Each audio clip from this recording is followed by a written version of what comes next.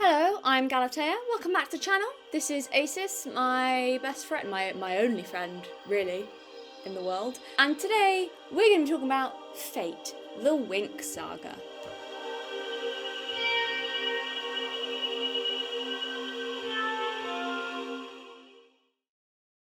Asis, go there. Can you see him? If I go like that, you can. He's the devil on my shoulder. Oh, and there's an angel! Oh my goodness, that works out so well. Well, it's a fairy, technically. Appropriate, considering the video. The devil and the angel. Oh, who will I listen to? The devil, obviously. Am I going to be at all gracious or nice about this TV show? We'll see. Spoilers. There will be spoilers for this show. Go away now if you don't want spoilers, okay? You have been warned. So, I was going to talk about Bridgerton in this video. I did say that I'd be talking about Bridgerton next in my last video. And I will be doing that next time. Still going to talk about Bridgerton. But for now, I saw that this whole Winx live-action reboot is like the latest hot topic at the moment. I thought I'd jump on that bandwagon and review that first. So also, quite a few of you in my last video said that I reminded you of Beatrix, who apparently, at that point I didn't know, was apparently a character in this show, Fate, the Winx Saga. And I was like, oh, it's a sign, because I was thinking about it. If I should do it next, I'm like, I'll do it next. And I was like, I have to watch the show now. But I didn't realise until I watched it that she's the villain. So, thanks guys.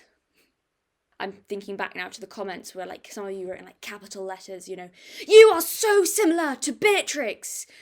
Like, not even that I look like her, no, I'm similar to this murderous villain. To be fair, I did unintentionally do my hair and makeup kind of like how Beatrix does it in my last video, and seeing as how we have a similar hair colour and accent, I'm guessing that's probably why the comparison was drawn. At least I hope it's that, and not the fact that I'm a snarky, cold-hearted bitch. So, okay, what is Winx, I hear you ask?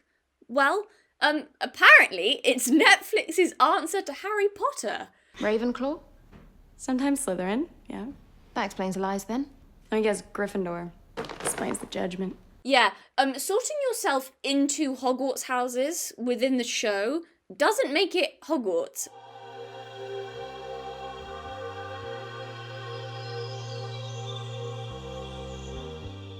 So, Fate, the Winx Saga is a live-action remake of The Winx Club, and The Winx Club was a cartoon that began in 2004, and it followed a group of young fairies who, they go to this magic fairy school, and they have magical powers to transform into, like, these magical, sparkly fairy creatures, and then they fight monsters and, like, fall in love with princes or whatever.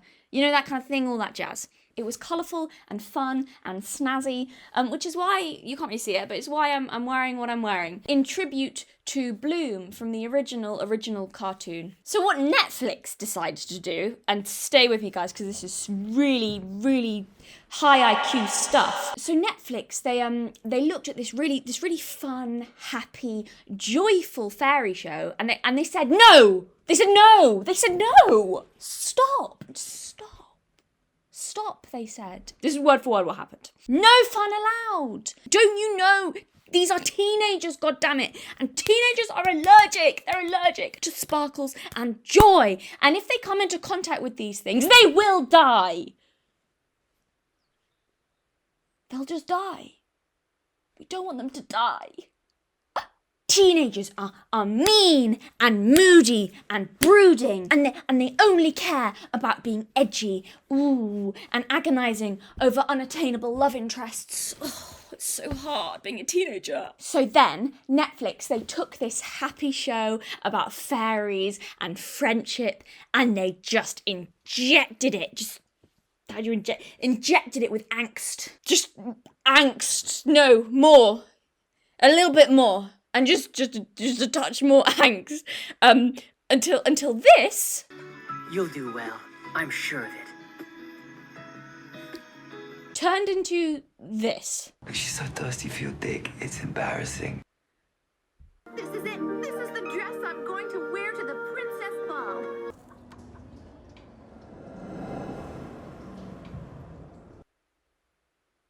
Cause I'm still in my jammies.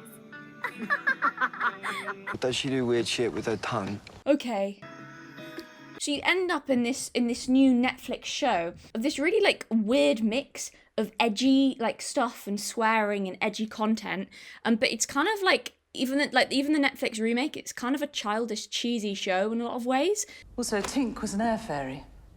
You're a fire fairy.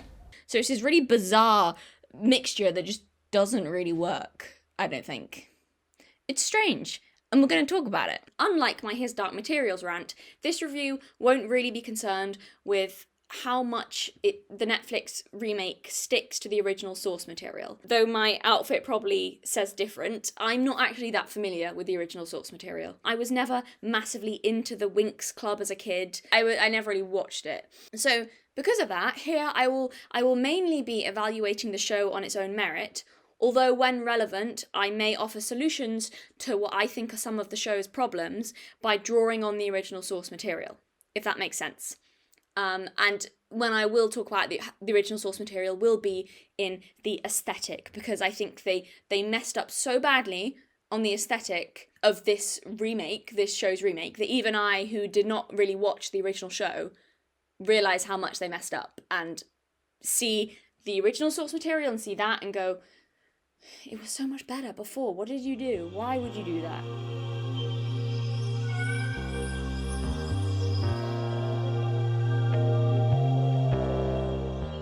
Imagine if an AI had to come up with a YA fantasy show based on all of the tropes and cliches of the genre. Fate the Winx Saga would be what you'd end up with. There is nothing original, creative, interesting, or surprising about any of it. The show pretty much begins when we meet Bloom, the main character, on her first day at fairy school, because she's just found out she's a fairy. How do we know she's a fairy? Because she tells us with the clumsiest and most cringiest exposition possible. So presumptuous. You must be a fairy.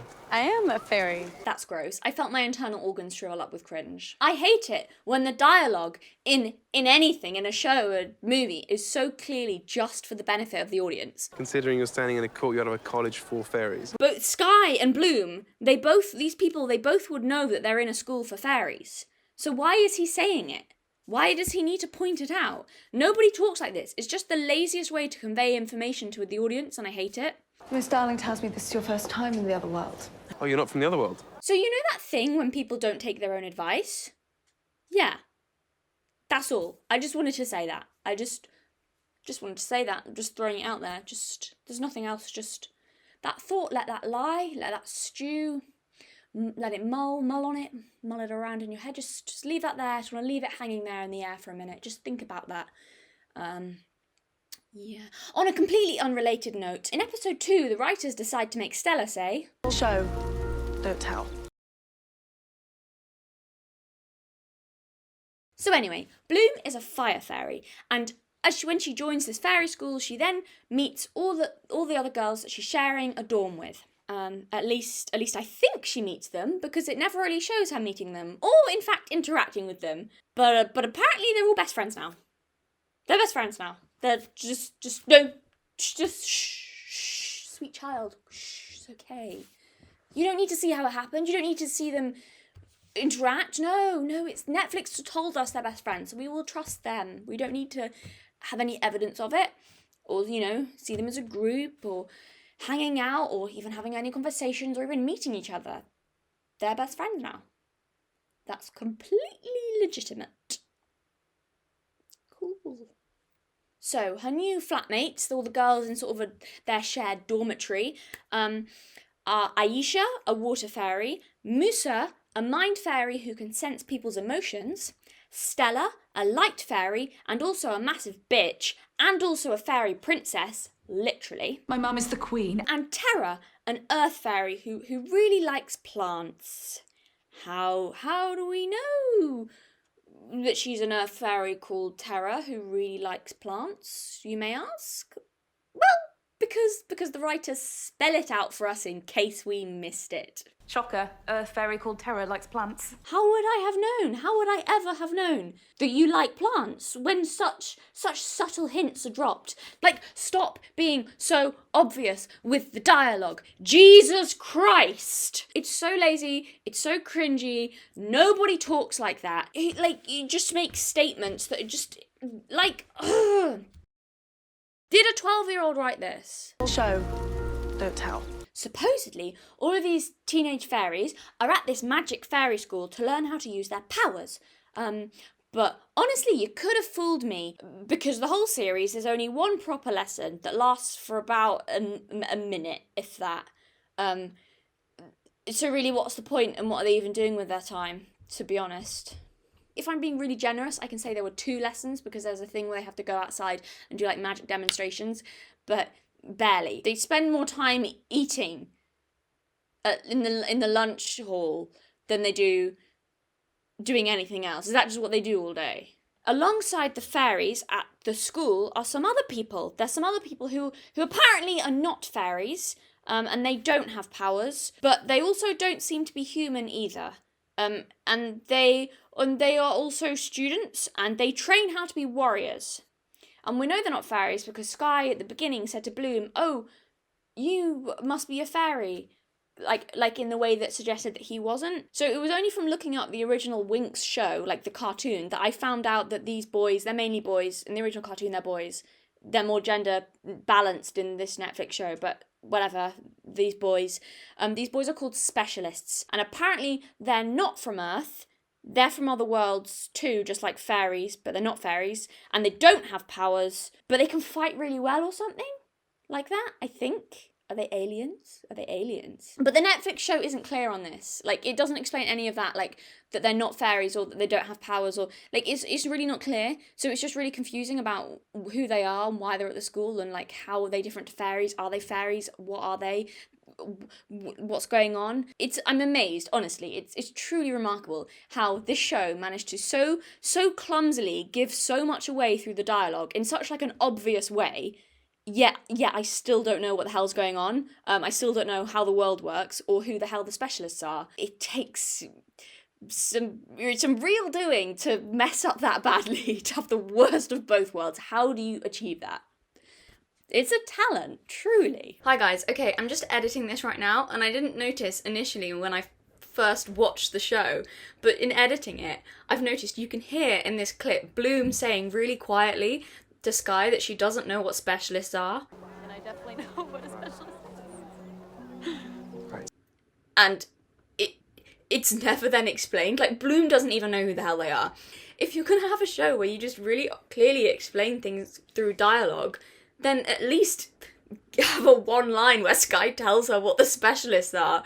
Seeing as also it's never explained really properly throughout the rest of the series. So I mean, if you're gonna go for it, you might as well go for it and have Sky at least give a brief explanation, but she just basically says, "I don't know what kind of people you are," and he's just like, "Oh, literally, I've just played the clip longer," and it's not that Sky doesn't explain it. He's about to say, "I'd be happy to explain it," and Bloom just goes mansplain it, like, and insults him for him wanting to explain something that she literally doesn't know, which it's like, bitch, you need him to tell you. You don't know. And then I'm convinced that the writers don't know what the specialists are and just put that in so they never have to explain. Because when someone literally offers to Bloom's face, "I will explain to you who these people are," she just accuses him of being sexist, and it's so funny. And I can't get over that.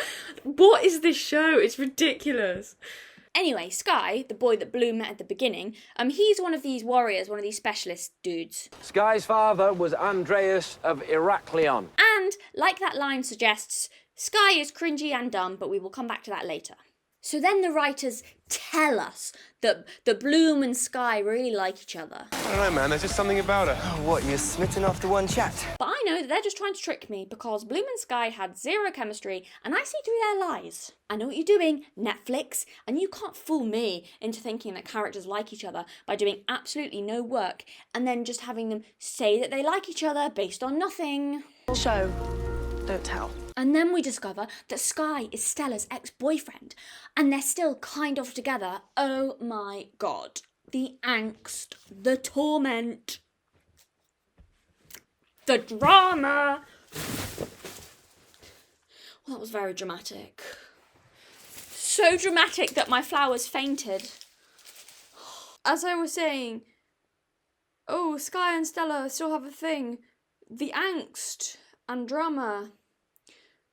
Oh dear, can him and Bloom ever overcome this? Can they ever be together with such obstacles in their path? Oh my, I have no idea. The tension has me on the I'm on the edge of my seat. I just can't see where this is going. This show is just filled with fresh and original twists and turns that make it so fresh and unpredictable. Long story short, there are these monsters known as the Burned Ones, which are basically zombies, and they're hunting outside the boundary of Althea. Althea is the magic school, and it turns out that they're after Bloom, because she's the only one with the power to destroy them.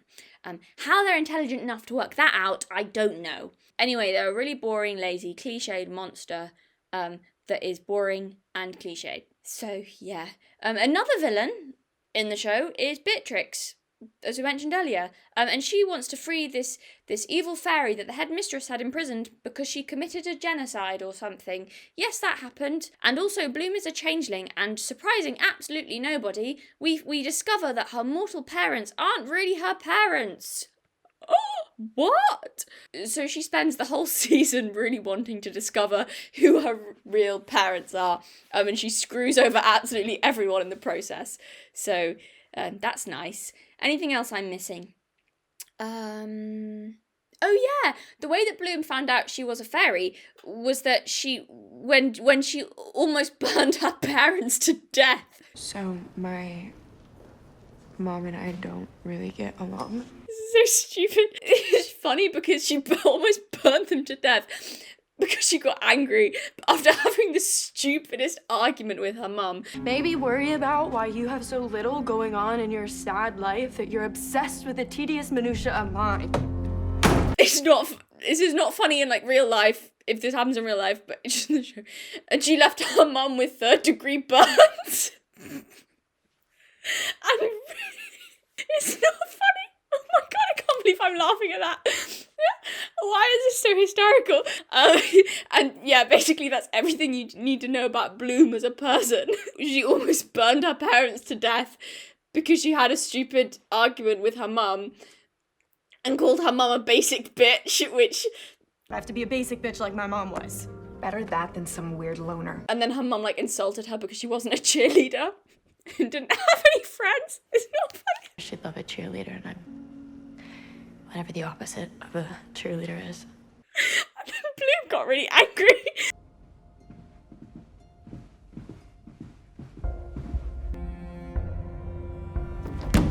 And sat in her room and like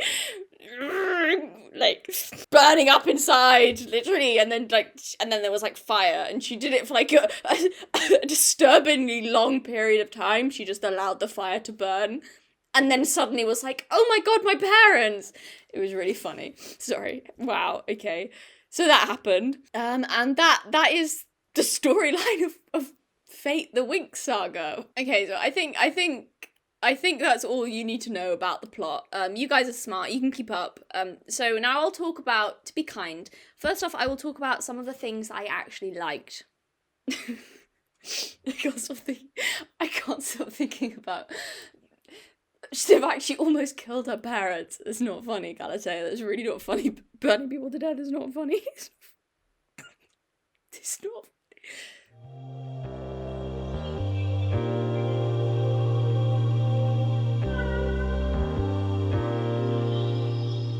Musa. I liked Musa. I really liked Musa as a character. I thought the actress that played her, it was the best and most natural performance, I thought. Aisha was a close second in likability. to Musa. Although I might have liked Aisha more if the writers had actually done anything interesting with her character, which they didn't. But yeah, Musa I liked as a character, and then Aisha I also liked. So another thing I liked the romantic pairing of Musa and Sam. They were the couple with the most chemistry, I thought. At least they were initially. Before it sort of tailed off and got quite dull quite fast. That said, they had some of the only romantic moments in this show that felt genuine, I thought. I was convinced by them, especially at first. I was convinced. There's this moment before their first kiss when they, to me anyway, genuinely seemed like two teenagers at a party, and it was cute. How do you think she'll react to this? Oh, we're this, are we? Not anymore. It was also interesting that the guy that Musa liked, Sam, turned out to be Tara's brother, which she didn't know initially. Tara being the roommate that Musa had been a bit dismissive of. That was an interesting dynamic, and it made for some good learning moments for all of the characters involved in that situation, particularly Musa. And created more understanding between all of those characters. And I like how they changed it up as well. To be fair, that's one thing I liked. I was like, because Musa and Sam decided to keep their relationship a secret for ages, and I was like, oh, I can see where this is going. They're not going to say anything, and then Tara's going to find out in a way that's going to really hurt her feelings, and it's going to be... But they didn't do that, they changed it up, so Musa ended up just telling Tara... I have something to tell you. I'm dating your brother. And I liked how Tara's reaction was happy rather than angry. She was happy to find out that Musa and Sam were dating rather than the old trope of lying, you know, as I said, lying about dating, and then everyone's upset when they find out. That didn't happen. It made me warm to Tara a lot more, because up to that point I didn't find her that likable. I found her quite clingy with people and she seemed like a quite bitter... I'll get into that later. Things I don't like, but she could be quite bitter with, like, if people were doing other things or wanted to hang out or do something else that wasn't with her or just wanted to have their own space. She was, like, kind of weirdly off with it. Like, I don't know. It was just kind of... that would annoy me if I was with someone who's a bit clingy like that. But it made me like her character more. I was like, okay, that's good. She's you know... So I liked her then, kind of, after that. I liked her more. So the butler from Downton Abbey, Thomas, he's the fighting instructor in this, and he's also Sky's father figure. And I don't know why he makes such a convincing PE teacher. This place will seem like hell. But he just really does. Must be nice to live in a world where you can be so soft, where you fear so little disrespect seems an option. It's not just me, right? Like, why does he seem like every single PE teacher you've ever met? Is that funny? Do you know what I mean? Anyway, so despite the cringe writing, he still managed to deliver a great performance, especially in the emotional scenes with Sky, leaving me to conclude that he's far too good an actor to be in this show. I also really liked the fact that Neil's dad from The Inbetweeners was in this. Not because his character was particularly interesting, but just because every time he was on screen, I kept thinking about this scene from The Inbetweeners. Oh, you'd like my lip, wouldn't you? Right round your bell end, if Mr. Chippy doesn't get there first. You bumder! And I'm sorry, but I could just not take him seriously, which was funny and entertaining because he was a really serious character, and that entertained me. Okay, now on to the fun part. We get to talk about things I didn't like about this show. Cliffhanger. Yeah, I'm sorry guys, I know, I really suck. I didn't intend to do that, but because I wrote so much on it and there's so much to say, I think I'm going to split it into 2 or maybe even 3 videos. You know me, I can never keep things, you know, brief. I always have to ramble on and like talk about everything in depth. So yeah, it's going to be 2, possibly 3 videos, probably 3 videos if I'm honest. So for part 2, I'm going to be talking mainly about like the world building of the show and why that was bad, and the aesthetics, the costumes and the set and why that sucked. And then in the third part, or the third video, I'm going to be talking about all the characters and why they were terrible, stupid people who made terrible, stupid decisions.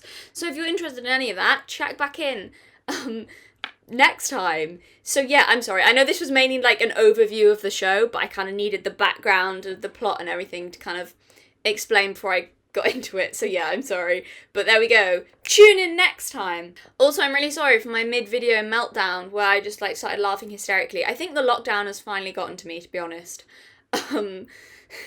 Made me a little hysterical. So that's what happens with like months of not really seeing anyone outside of my immediate family.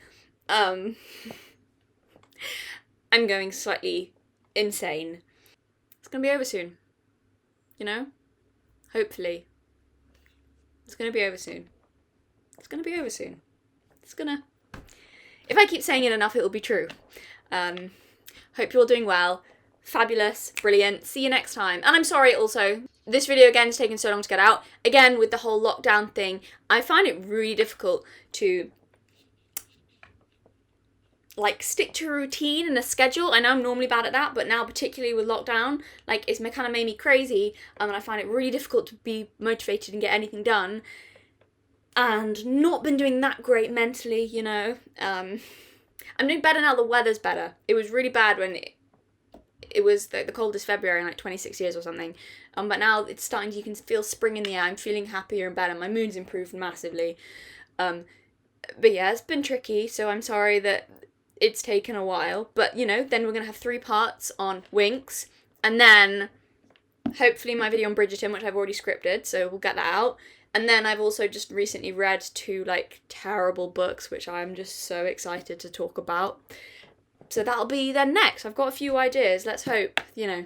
Anyway, now I'm gonna play a clip of when Asus jumped off the back of the chair when I was filming and chipped his tentacle. It's really sad. He's doing much better now though. Dramatic, my plants fainted. Asus! No! Asus dived off the back of the chair in just torment at how dramatic it is. Is he okay? He just dived head. He's broken. That's so sad. Asus broke his tentacles. Asus broke his tentacles. That's so sad. I don't know what that was. I'm sorry. Okay, hope you're all doing well. I'm gonna go now. Yeah, bye.